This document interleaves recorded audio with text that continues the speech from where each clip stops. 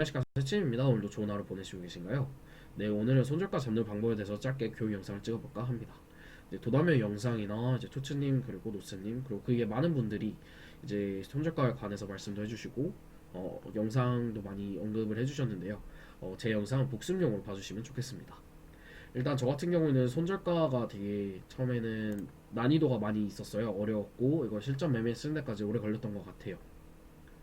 그래서 이 제가 결국에는 세 가지로 이제 좀 간추려가지고 기준을 잡고 있는데요.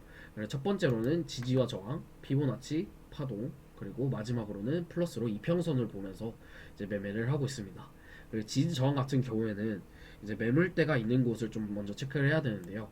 매물대가 있다라는 거는 여기서 충분히 지지를 받고 올라가거나 아니면 저항을 받고 내려오는 경우가 있겠죠. 그렇기 때문에 그거를 좀 중요시 봐야 되는 구간입니다. 네, 그래서 여기서 좋은 예를 보자면 여기서 충분히 어느 정도 비파 구간이라고 생각하는 구간이 여기서 매물대를 좀 형성을 해줬어요. 어느 정도 길게 빼주면서 여기서 매물대를 형성을 해줬는데 여기서도 보시면 지지와 저항을 받는 구간이 확연히 보여집니다. 그래서 여기서 선을 하나 긋게 되면 여기서 좀 정확하게 보이고 있죠. 그래서 충분히 지금 내려오는 파동이 이게 A파고 이제 옆으로 가는 게 그리고 거래량이 없는 모습에 이게 비파동이라고 생각을 하고 여기서 숏을 충분히 들어갈 수 있겠죠. 그래서 숏을 들어갈 때 손절가를 생각하고 들어가야 됩니다. 그래서 이 구간에서 손절가를 어떤 식으로 잡는 게 좋을까라고 봤을 때 이 기준점을 여러 번 지지와 저항 받은 구간을 만약에 거래량이 더 터지면서 여기를 올라가서 지지를 하는 모습이 나와준다면 여기서는 잘라야 됩니다. 네, 파동상 결국은 파동에 대해서도 말씀을 드릴 거긴 한데 그냥 지지 저항만 간단하게 예시를 들자면 만약에 이렇게 올라가는 경우가 있을 수도 있잖아요. 그래서 만약에 이렇게 올라가게 된다면 여기서는 잘라야 되고, 그리고 이런 매물대라든가 지지 저항이 되게 좋은 게 뭐냐면 손절가를 정하기에 가장 좋은 구간이라고 저는 생각이 듭니다. 그래서 여기를 지지하고 올라가거나 이런 모습이 좀 명확하게 보여지기 때문에, 그리고 거래량도 같이 명확하게 보여지기 때문에 이거를 활용하는 것도 되게 좋다라고 생각이 듭니다. 그리고 꼭 확인해야 될 게 거래량도 꼭 같이 함께 보시는 것을 추천드립니다. 네, 그리고 다음 같은 경우는 피보나치인데요. 피보나치는 조금 더 활용하기가 쉽습니다. 그래서 예를 들면 여기 구간을 봤을 때 이 구간에서 피보나치를 그어보고 충분히 다른 이제 과거 차트나 이런 거를 봤을 때 여기서 한 번 더 이렇게 올려주는 경우가 있어요. 그러면 이걸 불규칙으로도 볼 수 있겠죠. 그래서 저는 개인적으로 손절가나 이런 거 잡을 때 불규칙으로 활용하는 경우도 꽤나 있는 것 같습니다. 그래서 불규칙 같은 경우는 1.236까지 올라오는 경우가 많은데요.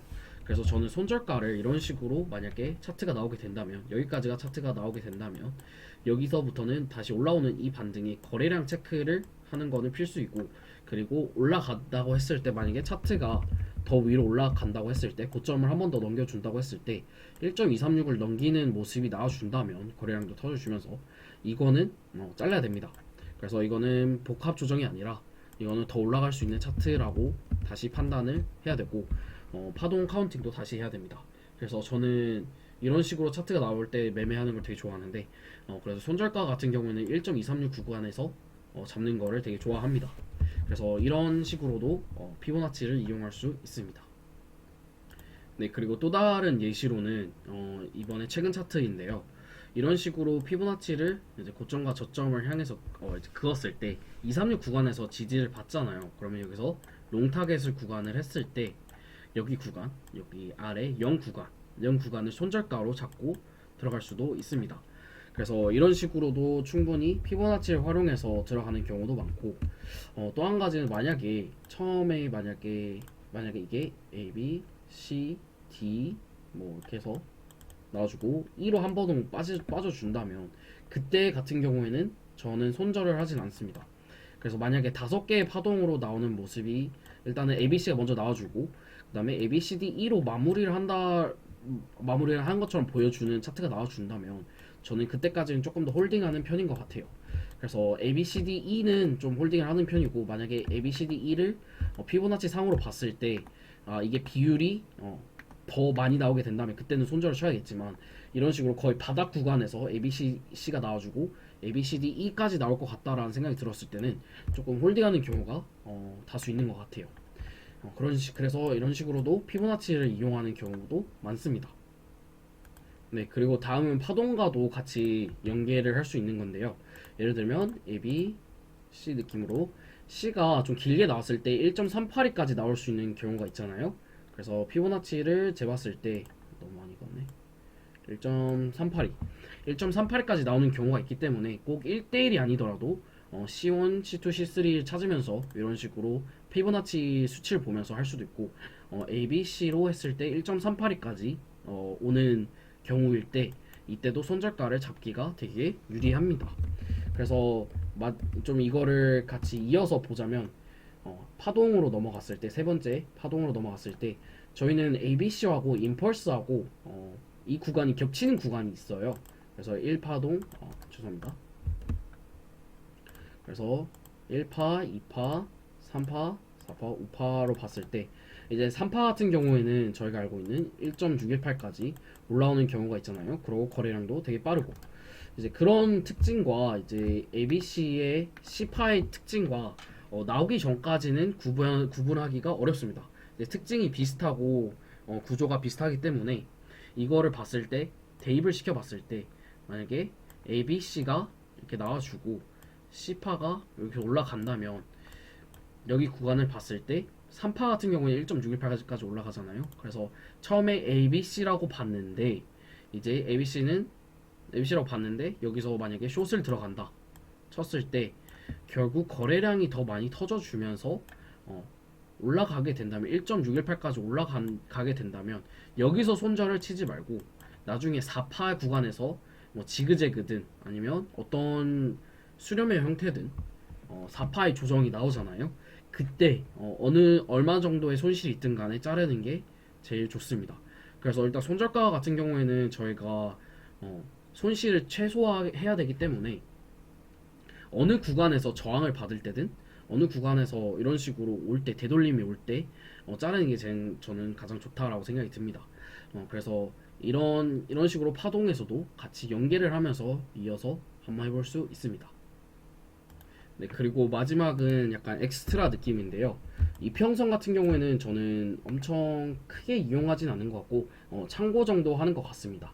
예를 들면 여기 구간에서 숏을 잡았다고 쳤을 때 이제 구간이 이렇게 딱 나와주고 1차 익절을 하고 이제 그 이후 이제 기술적인 반등이 나올 거를 알고 있잖아요.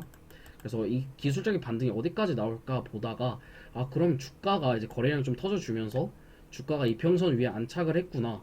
그러면 여기서부터 다시 또 익절을 해야겠구나 라고 생각하는 정도로 쓰는 것 같습니다.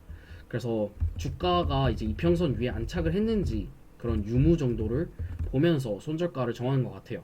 그렇게 되면 손절가라기보다는 거의 본절 로스에 거는 경우가 좀 많은 것 같아요. 그래서 이평선만 가지고 손절가를 잡는 거는 좀 무리가 있습니다.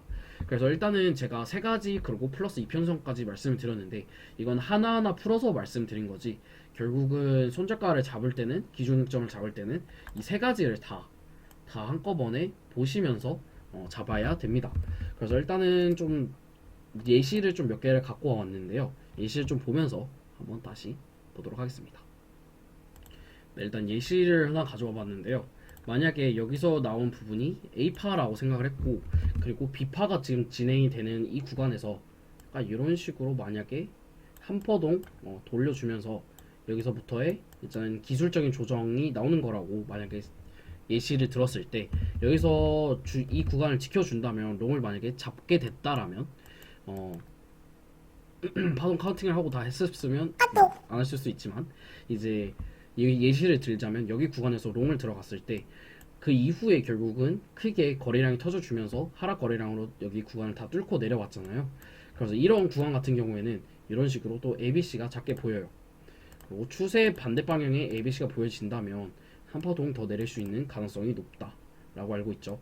그래서 이 구간에서 작은 작은 반등이 나왔을 때, 기술적인 반등이 나왔을 때 이제 여기서 손실을 보더라도 이 손절을 해야 됩니다. 그러지 않으면 더 큰 손실이 날 수도 있기 때문에 일단은 이런 식으로 해야 되는데 가끔 가다 보면 그런 경우가 있어요. 이런 식으로 큰 하락이 나왔는데 기술적인 반등이 얼마 안 나오는 경우, 약간 이런 경우도 있잖아요. 약간 이런 모습. 이 정도로 나와줬는데 어느 정도 기술적인 반등? 적어도 한 여기까지는 올라올 수도 있을 것 같은데? 라는 이런 구간이 있는데 저는 솔직히 이런 구간까지 기다리는 게 좀 어렵다고 생각을 했어요. 왜냐면 제가 한번 전에 과거 차트 중에서 한번 크게 하락을 하고 기술적인 반등이 618까지는 오겠지? 라고 좀 안일하게 생각을 해서 계속 그때 롱을 좀 잡았었는데요. 그때 손절가를 안 잡고 했는데 이제 그때 236까지만 거의 올라오고 더 큰 하락을 했었거든요. 그래서 이때 좀 큰 손실이 났던 걸로 기억이 나는데 이제 그런 것처럼 어느 정도 거래량도 많이 안 나오고 반등이 얼마 안 나올 것 같다라는 생각이 들면 일단은 잘라야 됩니다. 네. 일단 이게 좀 간단한 예시이기도 한데요. 저는 손절가를 이런 식으로 좀 이용을 하는 것 같아요. 네, 일단은 손절가 잡는 법에 대해서 좀 알아봤는데요. 이게 정말 기초적인 거이면서도 저는 되게 좀 어려웠었거든요. 그래서 제가 복습하는 겸 그리고 누군가에게는 조금이라도 도움이 됐으면 하는 생각에 영상을 찍게 됐습니다. 네, 오늘도 부족한 영상 봐주셔서 감사합니다. 좋은 하루 보내세요.